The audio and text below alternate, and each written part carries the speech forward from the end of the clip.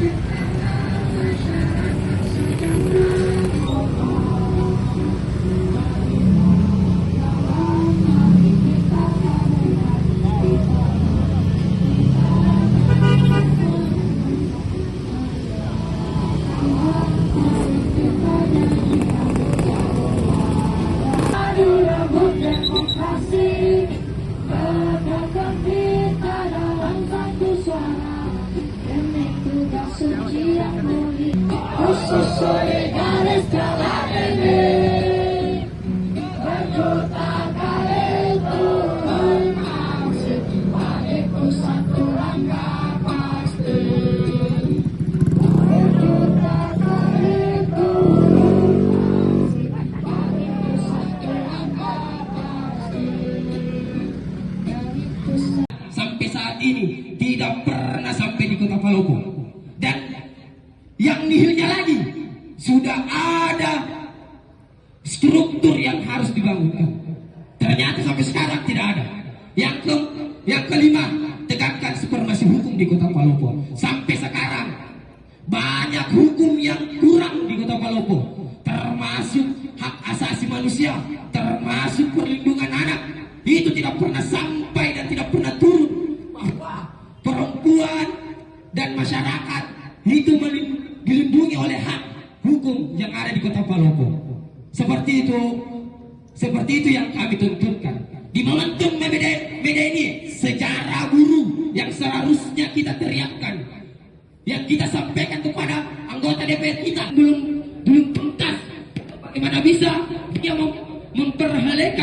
mempertontonkan bahwa DPR RI Kota Palopo itu tegas dan pro terhadap rakyat. Jadi masyarakat yang memilih dan memilih anggota DPR yang ada tulisnya. Kami bawa ke sana, yang mau menerima itu jelas ini semua dari komisi dari perwakilan ini. Kebetulan kita lagi ada semua di sini. Kita lagi ada ASD kan, sama PDAM dengan PU terkait keluar air bersih dan banjir. Ini yang kita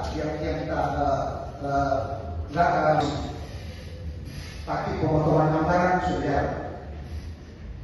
Kalau program BBG itu kalau belum tersentuh.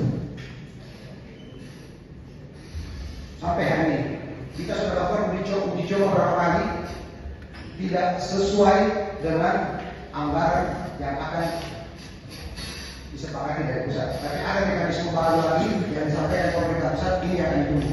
Seperti apa mekanismenya lagi yang baru, dapur hukumnya seperti apa, ini akan ditunggu.